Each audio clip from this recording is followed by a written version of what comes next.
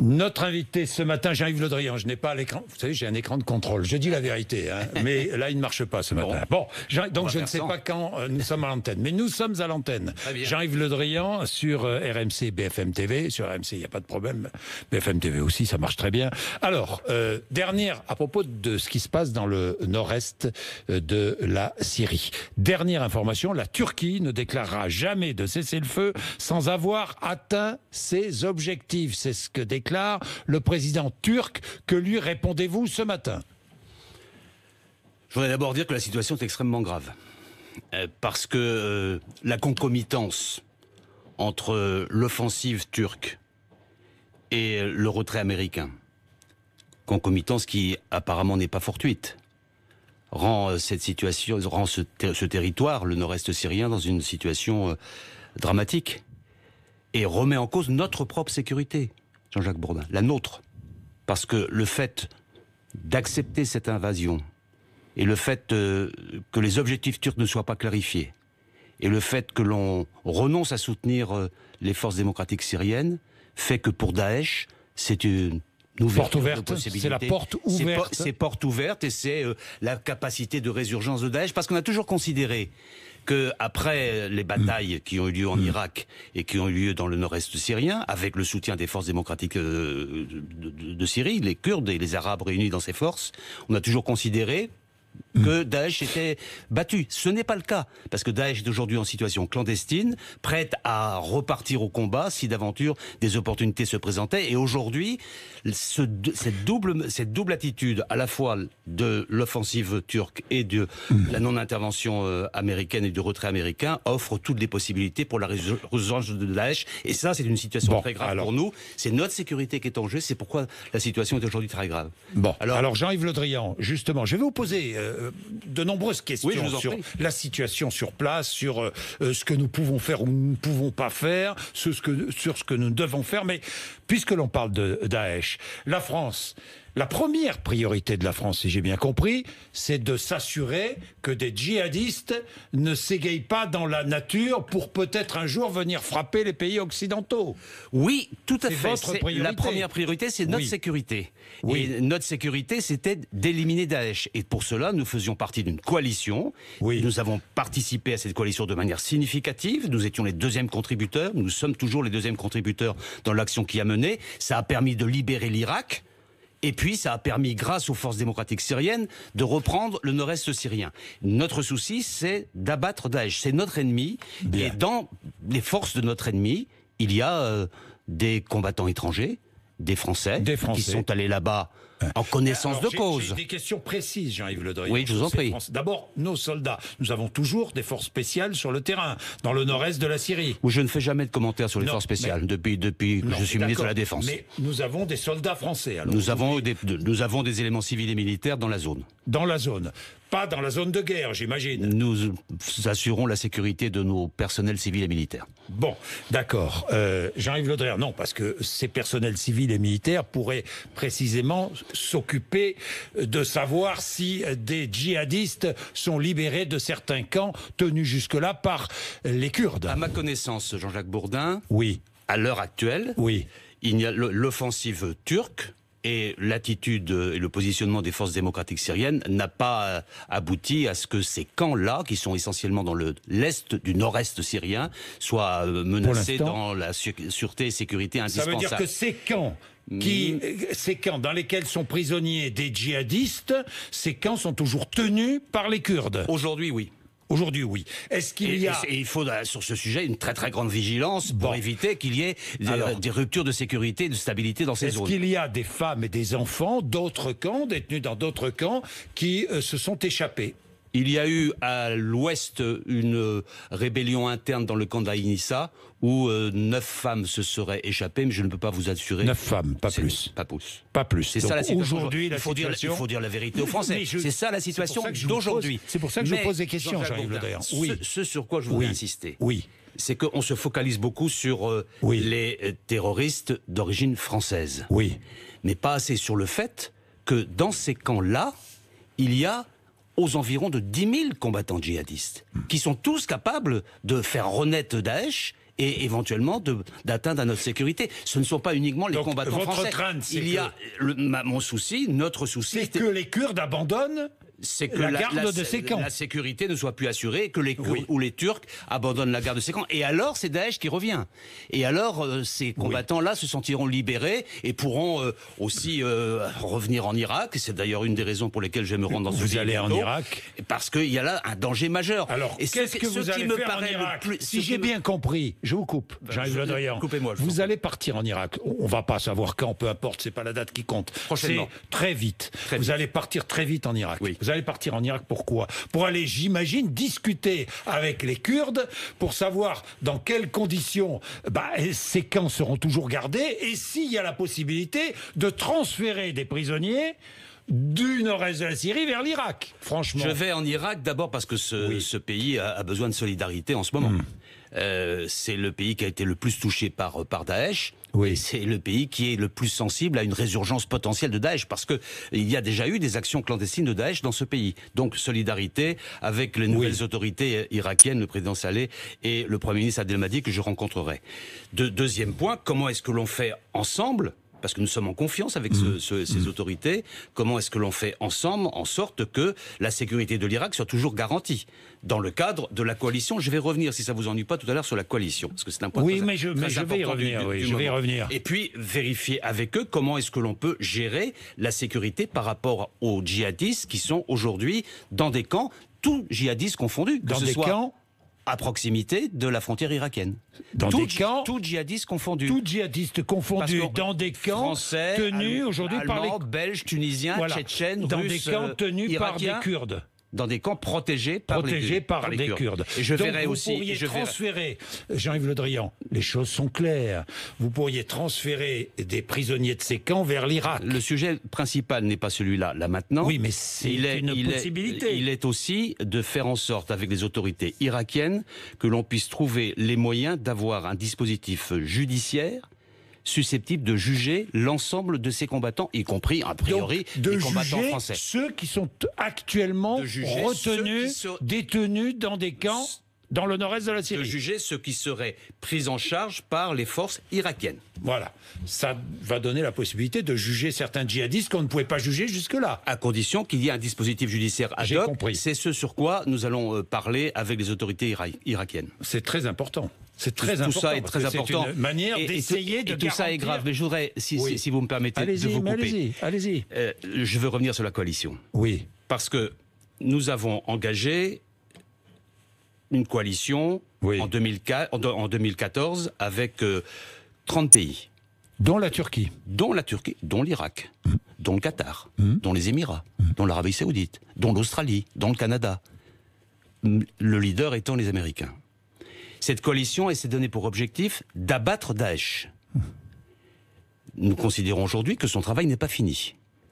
Et que si nous sommes battus au sein de la coalition, étant donné la nouvelle donne que nous constatons, à la fois l'intervention turque dans cette région et le fait que les Américains se retirent, il faut qu'on réunisse la coalition. Au nom de quoi l'un ou l'autre dirait... Vous allez demander une réunion urgente? Nous avons demandé, demande, le président de la République, Emmanuel Macron, le redemande, nous l'avons demandé depuis vendredi, que l'ensemble des ministres des Affaires étrangères et de la Défense de la coalition se réunissent pour dire, alors, qu'est-ce qu'on fait? Qu'est-ce que vous faites? Quelle réponse avez-vous?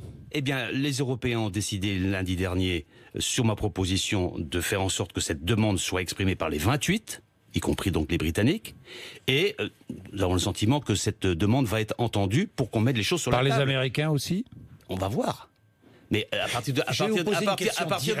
du moment où la coalition aujourd'hui dit je ne me réunis plus et certains des membres de la coalition se retirent, alors il y a un besoin de clarification. Il faut cette clarification, y compris sur la question des djihadistes qui sont aujourd'hui en prison.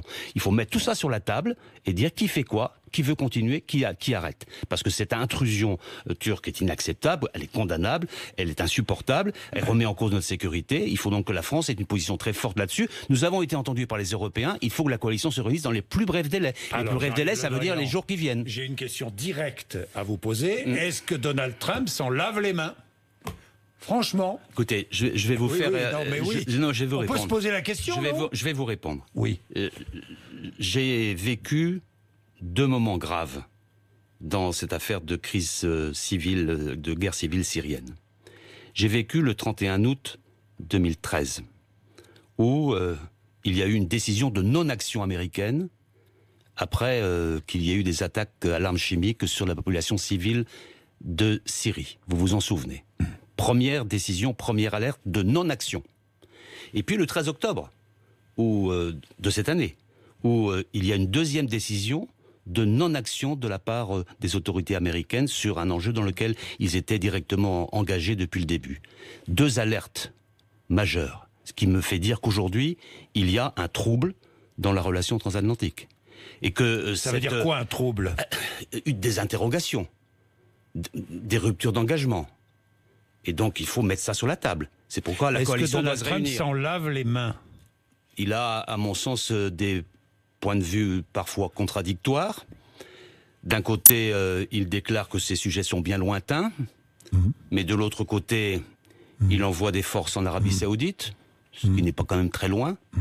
Et d'une autre manière, il envoie son vice-président, M. Pence, et le ministre des Affaires étrangères américain, aujourd'hui discuter avec les autorités turques. Oui. Et par ailleurs, il prend des dispositions de contraintes économiques, de sanctions à l'égard d'un certain nombre d'individus turcs pour actions inacceptables contre les forces kurdes. Tout ça est un peu contradictoire. Veut aider. Donc, ça m'amène à cette nécessité. Il faut que, autour de la table de la coalition, chacun se dise la vérité.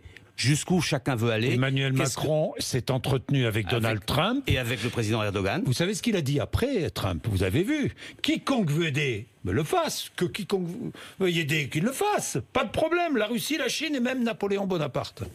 Je voudrais dire ici une chose. Rien à voir avec Emmanuel Macron, quand c'est même. que lorsqu'il y a eu la crise qui a suivi l'attaque des Twin Towers à New York en 2001, nous étions au rendez-vous. Nous avons participé à l'offensive initiée par les États-Unis pour la propre sécurité des États-Unis en Afghanistan. Nous étions là. Il y a eu des morts français. Nous étions solidaires. Il n'y avait pas de trouble dans le lien transatlantique. Aujourd'hui, il y en a un. Et c'était à 11 000 km. Les États-Unis sont plus solidaires. Donc, il y a une question qui est posée. Il y a un trouble dans la situation et dans le lien transatlantique. Il faut maintenant l'examiner. Le bon schéma, le bon périmètre pour l'examiner, c'est de réunir la coalition. Mais l'interrogation forte qui nous est posée, à nous Européens, après cette deuxième alerte, c'est est-ce que l'Europe va continuer à subir ? Est-ce que l'Europe peut est-ce que ce n'est pas aujourd'hui? Oui, mais c'est nous sommes impuissants. Nous demandons la réunion de la coalition, mais nous sommes impuissants. Non, attendez. Alors moi j'ai une autre question. Pourquoi ne mettre pas fin officiellement à la procédure d'adhésion de la Turquie à l'Union européenne? Oui, c'est pas ça qui réglera la question kurde d'abord. Et c'est une aussi. Vous parlez d'impuissance. Bon, la Turquie elle-même est en train de se mettre hors jeu. Mais elle prend des décisions. Elle est hors jeu. Elle se met hors jeu parce que je ne vois pas. Toute idée d'adhésion. Je dis la Turquie elle-même se met hors jeu puisque les actions qu'elle mène aujourd'hui ne permettent pas d'avancer dans le processus d'adhésion. Mais l'interrogation, c'est l'interrogation sur la souveraineté stratégique européenne. Est-ce que cette deuxième alerte-là, j'ai dit 31 août, 13 octobre, est-ce que cette deuxième alerte-là ne va pas pousser les Européens, enfin, à assurer eux-mêmes leur propre responsabilité et leur propre souveraineté? Sinon, oui, je considère que c'est un appel. Sinon, on sera toujours un théâtre d'influence, un théâtre, on regardera les trains passer et on sera soumis à différentes pressions sans affirmer notre propre identité et notre propre volonté. Vous pensez et je pense que ça, je pense que oui. Je pense que oui. Mais je pense que c'est qu'est-ce qui vous indique deuxième parce que c'est la sécurité des Européens qui est en jeu. Parce que c'est la sécurité des Européens qui est en jeu. Initiative européenne qui pourrait être quoi? Mais il y a déjà eu des progrès. Alors là, oui, mais ça pourrait être quoi concrètement? Parce qu'aujourd'hui, l'Europe de la défense n'est pas encore aboutie, loin de là. Il y a des progrès significatifs, mais là, la prise de conscience d'une forme d'insécurité européenne par rapport à une décision prise par le président Trump, par rapport à l'action menée par la Turquie, qui est pourtant membre de l'Alliance Atlantique, contre les forces. C'est incompréhensible. D'où la nécessité D'où cette impérieuse nécessité d'affirmer aujourd'hui l'Europe de la souveraineté. Oui, mais concrètement, c'est ce que pense le président Macron. Comment est-ce que l'Europe va affirmer cette souveraineté? En développant à la fois ses capacités de défense, ses capacités diplomatiques, son unité, sa volonté de souveraineté et sa propre identité, y compris en se dotant des moyens militaires nécessaires. Nous n'en verrons pas de soldats sur le front là-bas. Là, j'imagine pas que c'est ce que vous demandez, que la France toute seule, que la France toute seule assume le fait d'envoyer 5000 hommes sur le terrain aujourd'hui pour combattre l'Europe pourrait, si elle était majeure, assurer une forme de dissuasion par rapport à ce type de... Vous le souhaiteriez? C'est une nécessité d'aujourd'hui. Pas d'envoyer des forces. De dire, si elle était aujourd'hui en situation, si elle avait réussi à affirmer sa souveraineté, elle serait en situation de dissuader et d'avoir une force diplomatique essentielle. Mais sur la situation dans la zone syrien, il faut aussi dire que la riposte, ce n'est pas uniquement une riposte militaire qu'il faut envisager. C'est une riposte politique. À partir du moment où nous faisons pression, nous avons commencé à le faire depuis le milieu de la semaine dernière, le président de la République en particulier, mais d'autres Européens aussi. Si nous faisons pression sur les différents interlocuteurs, ça finit par marcher. La Turquie est extrêmement seule aujourd'hui, y compris la Chine y compris la Russie. La Turquie, c'est la Russie qui a les clés. La Russie, une partie, pas toutes les clés. Je vois pas aujourd'hui un amour démesuré entre la Russie et la Turquie. Vladimir Poutine va rencontrer Erdogan. Oui, très vite. Très vite. Il va rencontrer Erdogan très vite. N'oublions pas que la Syrie, les soldats syriens d'Assad, soutenus par les Russes, se sont positionnés dans le nord-est de leur pays. Parce que les forces démocratiques syriennes ont cherché une sécurité là où ils peuvent la trouver, comme ils ne l'avaient plus du côté des Américains. Ça veut dire que nous pourrions discuter avec Assad alors? Il faut discuter avec Poutine. Parce que la Russie a des intérêts communs avec la France dans cette partie de la Syrie. Et avec Assad ? Parce que avec la Russie. Notre ennemi, c'est Daesh. Oui, mais avec Assad. Avec la Russie. J'ai dit avec la Russie. Parce que nous avons... d'Assad. La Russie fait ce qu'elle entend faire sur le reste de la Syrie. Moi, mon problème, je le ramène à chaque fois, Jean-Jacques Bourdin, c'est Daesh. C'est Daesh.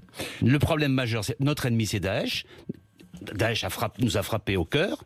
Et nous devons combattre Daesh par tous les moyens, garder les liens avec les forces démocratiques syriennes, c'est ce que nous faisons. Nous avons reçu Madame Ilham Ahmed il y a peu de jours. Nous sommes toujours en relation avec les Kurdes. Nous sommes toujours, nous, en relation avec les Kurdes, même aujourd'hui.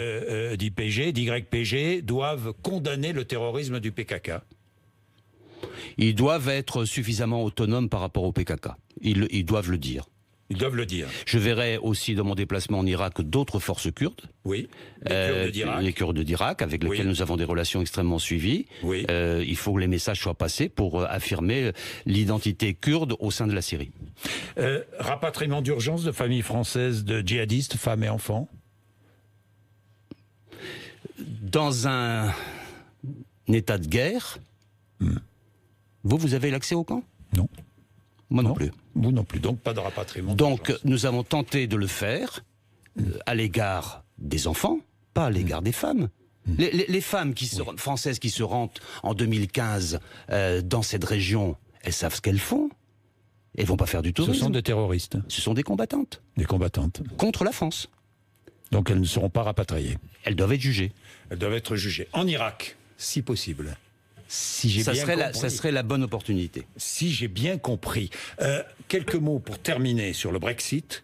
Est-ce qu'on est au bord d'un accord avec la Grande-Bretagne, l'Union européenne, la Grande-Bretagne? Possible ou pas? Ça fait 3 ans qu'on nous dit on est au bord d'un accord. Oui. C'est long. Il est souhaitable. Oui.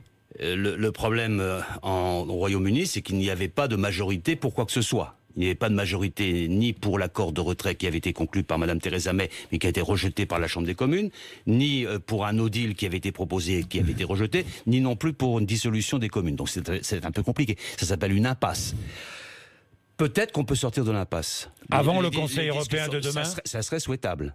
Les discussions qui ont lieu actuellement apparaissent durer, donc si ça dure, c'est que c'est plutôt positif. Mais il faut que les 3 grands principes sur lesquels nous sommes très exigeants depuis le début soient maintenus. Quels sont-ils ?